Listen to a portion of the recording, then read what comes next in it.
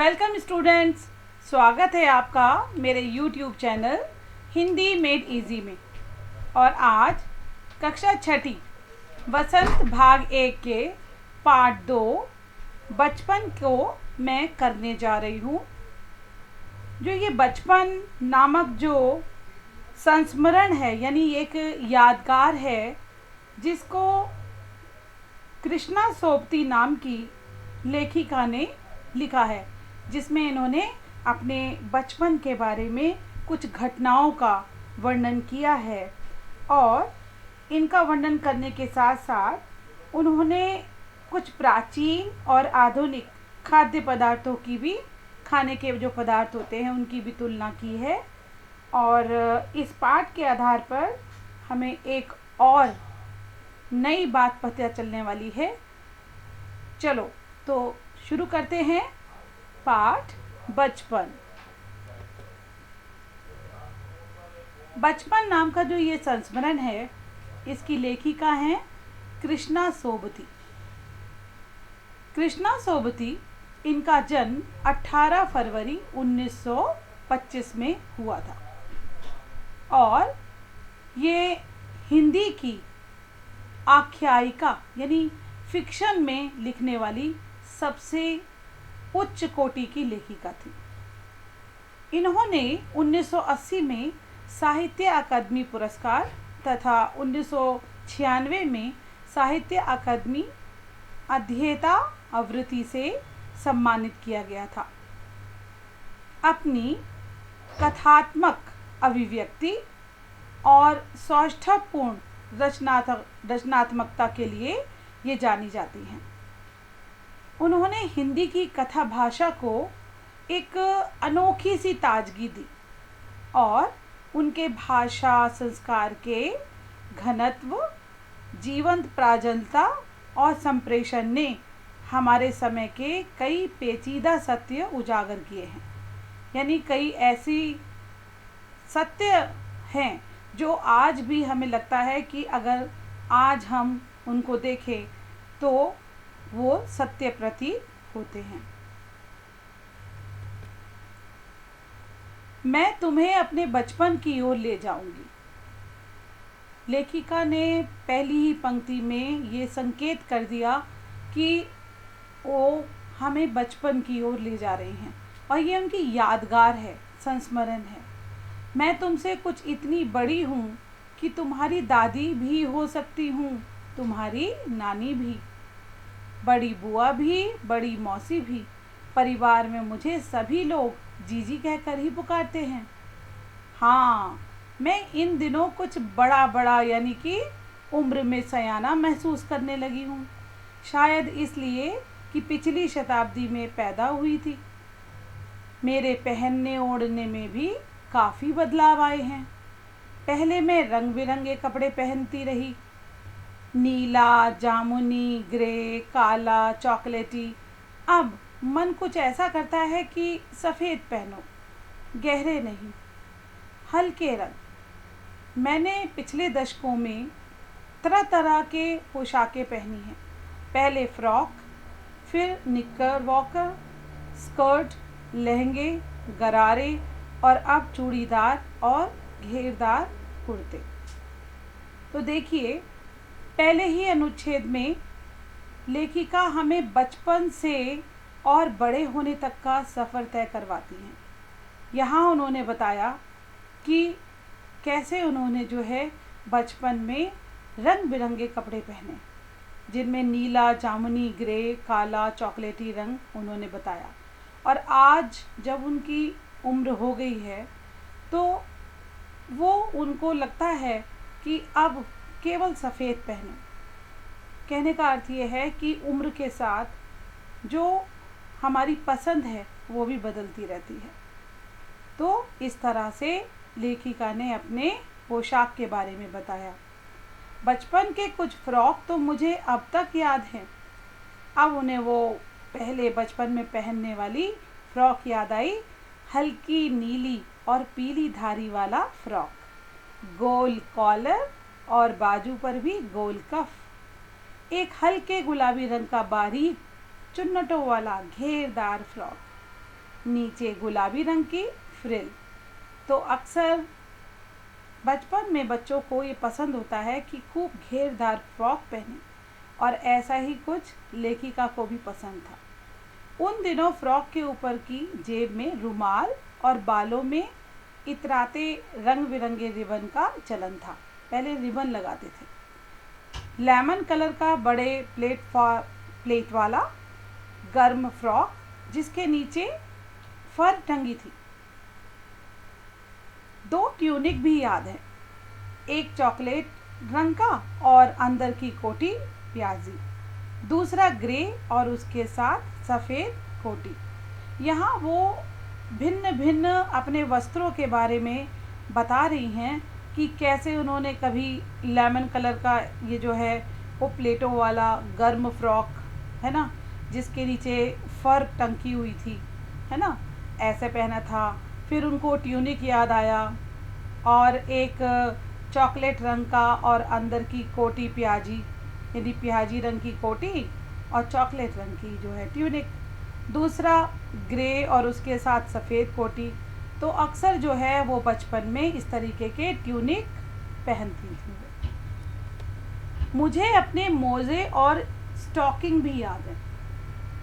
बचपन में हमें अपने मोज़े खुद धोने पड़ते थे, वह नौकर या नौकरानी को नहीं दिए जा सकते थे, इसकी सख्त मनाही थी। वो अपने घर का बता रही हैं कि उनके घर में जब वो मोज़े और स्टॉकिंग पहनती थी तो उनको ये कहा जाता था कि वो नौकर या नौकरानी नहीं धोएंगे, उनको खुद धोने हैं। हम बच्चे इतवार की सुबह इसी में लगाते, धो लेने के बाद अपने अपने जूते पॉलिश करके चमकाते। जब जूते कपड़े या ब्रश से रगड़ते तो पॉलिश की चमक उभरने लगती। तो वो याद कर रही हैं कैसे वो बचपन में अपना जूते जो है वो पॉलिश करके चमकाती थी। सरवर, मुझे आज भी बूट पॉलिश करना अच्छा लगता है, हालांकि अब नई नई किस्म के शू आ चुके हैं। कहना होगा कि ये पहले से कहीं ज़्यादा आरामदेह हैं। हमें जब नए जूते मिलते उसके साथ ही छालों का इलाज शुरू हो जाता, यानी जैसे ही नए जूते पहनते थे बच्चे और उनके पैरों में छाले हो जाते थे। जब कभी लंबी सैर पर निकलते अपने पास रुई ज़रूर रखते, जूता लगा तो रुई मोज़ों के अंदर। हाँ, हमारे तुम्हारे बचपन में तो हूँ। बहुत फ़र्क हो चुका है। वो आज के बच्चों के लिए तुलना कर रही हैं कि आजकल जो जूते बच्चे पहनते हैं उनमें और जो पहले जूते होते थे उनमें बहुत अंतर था। हम शनिचर को हमें ऑलिव ऑयल या कैस्टर ऑयल पीना पड़ता, यानी हर शनिवार को उन्हें ये जो है वो ऑयल पीना पड़ता। यह एक मुश्किल काम था। शनिचर को सुबह से ही नाक में इसकी गंध आने लगती। छोटे शीशे के गिलास जिन पर ठीक खुराक के लिए निशान पड़े रहते, उन्हें देखते ही मितली होने लगती। मुझे आज भी लगता है कि अगर हम ना भी पीते वह शनिवारी दवा तो कुछ ज़्यादा बिगड़ने वाला नहीं था, सेहत ठीक ही रहती। तुम्हें बताऊंगी कि हमारे समय और तुम्हारे समय में कितनी दूरी हो चुकी है। यहाँ तक कि बचपन की दिलचस्पियाँ भी बदल गई हैं। आज के बच्चों की जो बचपन की पसंद करने का तरीका है और जो वस्तुएं उन्हें पसंद आती हैं वो पहले के बच्चों से बहुत फ़र्क थी। याद रहे उन दिनों कुछ घरों में ग्रामोफोन थे, रेडियो और टेलीविज़न नहीं थे। हमारे बचपन की कुल्फ़ी आइसक्रीम हो गई, कचौड़ी समोसा पैटीज़ में बदल गई, शहतूत और फालसे और खसखस के शरबत कोक और पेप्सी में। आजकल आप देखते ही हैं कि बच्चों को क्या पसंद आता है, कोक और पेप्सी। वो कोई भी शरबत नहीं पी पाते हैं। इसके अलावा देखिए आज के बच्चे जो है कचौड़ी समोसों की जगह पैटीज़ ज़्यादा पसंद करते हैं। उन दिनों कोक नहीं, लेमनेड, विमटो मिलती थी। शिमला और नई दिल्ली में बड़े हुए बच्चों को बैंगल्स और डेविको रेस्तरां की चॉकलेट और पेस्ट्री मज़ा देने वाली होती। हम भाई बहनों की ड्यूटी लगती शिमला मॉल से ब्राउन ब्रेड लाने की। हमारा घर मॉल से ज़्यादा दूर नहीं था। एक छोटी सी चढ़ाई और गिरजा मैदान पहुंच जाते। वहां से एक उतराई उतरते और मॉल पर कन्फेक्शनरी काउंटर पर तरह तरह की पेस्ट्री और चॉकलेट की खुशबू मन भावनी। यानी वो कैसे बता रही हैं कि हम मॉल पहुंचते थे और वहाँ पर जैसे ही काउंटर पहुंचते थे तो पेस्ट्री और चॉकलेट की खुशबू उन्हें बहुत अच्छी लगती थी। हमें हफ्ते में एक बार चॉकलेट खरीदने की छूट थी। सबसे ज़्यादा मेरे पास ही चॉकलेट टॉफ़ी का स्टॉक रहता। मैं चॉकलेट लेकर खड़े खड़े कभी ना खाती, घर लौटकर साइन बोर्ड पर रख देती और रात के खाने के बाद बिस्तर में लेटकर मज़ा ले लेके खाती। यहाँ पर लेखिका बता रही है कि घर लौटकर वो साइड बोर्ड पर रख देती थी कि आराम से लेटकर मज़े ले लेकर खाएंगे। शिमला के काफल भी बहुत याद आते हैं, खट्टे मीठे, कुछ एकदम लाल, कुछ गुलाबी, रस भरी कसवल, सोचकर ही मुंह में पानी भर आए। चेस्टनट एक और गजब की चीज़, आग पर भूने जाते और फिर छिलके उतार कर मुंह में। चने जोर गरम और अनारदाने का चूर्ण। हमारे ज़माने में जो चना, भुना हुआ चना और अनारदाने का चूर्ण लेखिका को याद आ रहा है। हाँ, चना जोर गरम की पुड़िया जो तब थी वह अब भी नज़र आती है। पुराने कागज़ों से बनाई हुई इस पुड़िया में निरा हाथ का कमाल है। नीचे से तिरछी लपेटते हुए ऊपर से इतनी चौड़ी कि चने आसानी से हथेली पर पहुंच जाएं। एक वक्त था जब फिल्म का गाना चना जोर गरम बाबू में लाया मज़ेदार, चना जोर गरम उन दिनों स्कूल के हर बच्चे को आता था। कुछ बच्चे पुड़िया पर तेज मसाला बुरकवाते। पूरा गिरजा मैदान घूमने तक यह पुड़िया चलती। एक एक चना पापड़ी मुंह में डालने और कदम उठाने में एक खास ही लय रफ्तार थी। क्या बताती है लेखिका कि उस समय जब वो आती थीं गिरजा मैदान घूमने तो वहाँ पर एक पुड़िया ले लेती थी चने की और आराम से खाते खाते खाते अपना जो है वो चलते चलते वहाँ पर उनका समय बीतता था। छुटपन में हमने शिमला रिज पर बहुत मज़े किए, घोड़ों की सवारी की है। शिमला के हर बच्चे को कभी न कभी यह मौका मिल ही जाता था।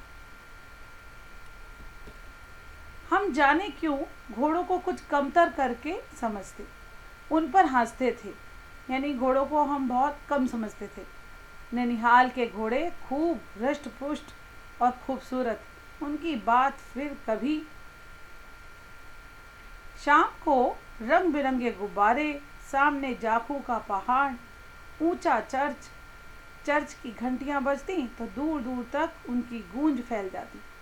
लगता इसके संगीत से प्रभु यीशु स्वयं कुछ कह रहे हैं। सामने आकाश पर सूर्यास्त हो रहा है। गुलाबी सुनहरी धारियां नीले आसमान पर फैल रही हैं। दूर दूर फैले पहाड़ों के मुखड़े गहराने लगे और देखते देखते बत्तियां टिमटिमाने लगी। तो कैसे सूर्यास्त के बाद जो है पहाड़ों पर अंधकार आने लगा और कैसे वहाँ पर बत्तियां रोशनी देने लगी। रिज पर की रौनक और माल की दुकानों की चमक के भी क्या कहने।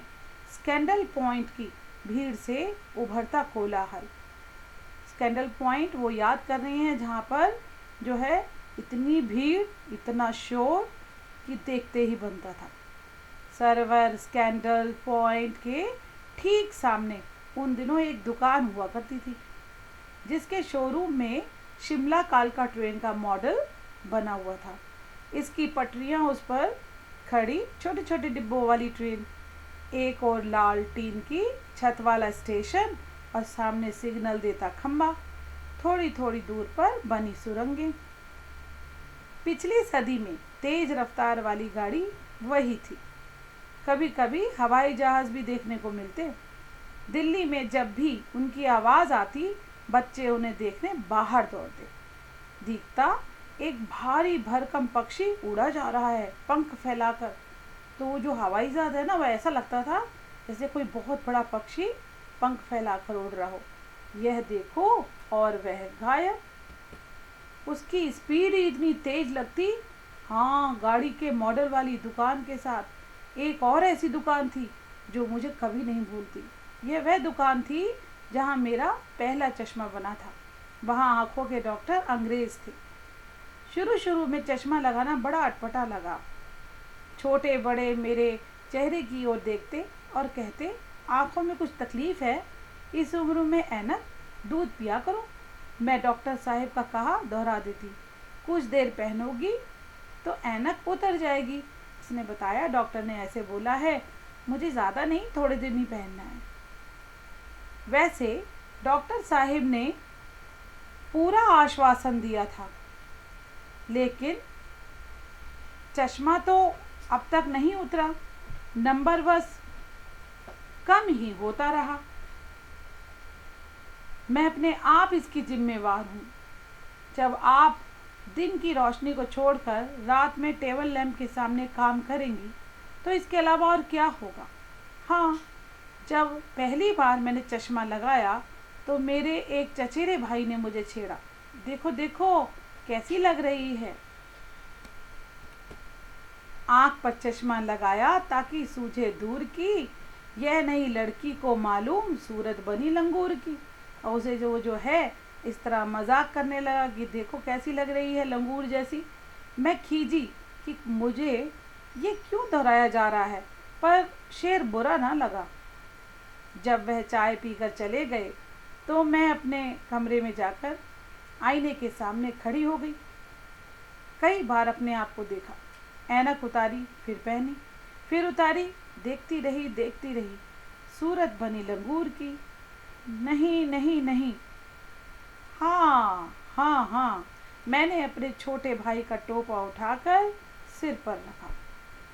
कुछ अजीब लगा, अच्छा भी और मजाकिया भी। तब की बात थी, अब तो चेहरे के साथ घुल मिल गया है चश्मा। जब कभी उतरा हुआ होता है ना, तो चेहरा खाली खाली लगने लगता है। यहाँ पर लेखिका अपना याद कर रही थी कि कैसे उनको जो है वो चश्मा लगा, और फिर उस चश्मा लगने पर कैसे उनकी एक बार बचपन में मजाक उड़ाई गई। पर अब तो मानो चश्मा उनके साथ जो है वो ऐसा उनके साथ लगा है कि अब तो चेहरा खाली खाली लगता है। याद आ गया है वह टोपा, काली फ्रेम का चश्मा और लंगूर की सूरत। ये सब बातें उन्हें बचपन की याद आ रही हैं। हाँ, इन दिनों शिमला में मैं सिर पर टोपी लगाना पसंद करती हूँ। मैंने कई रंगों की जमा कर ली हैं। कहाँ दुपट्टों का ओढ़ना और कहाँ सहज सहल सुभीते वाली हिमाचली टोपियाँ। तो यहाँ पर लेखिका कहती हैं कि हिमाचली टोपियों की जो छटा है, सुंदरता है, वो देखते ही बनती है और वो उसे पहनना पसंद करती हैं। तो इस प्रकार लेखिका ने अपने बचपन की एक एक बात का वर्णन किया, और इसी के साथ मैं विराम लेती हूँ।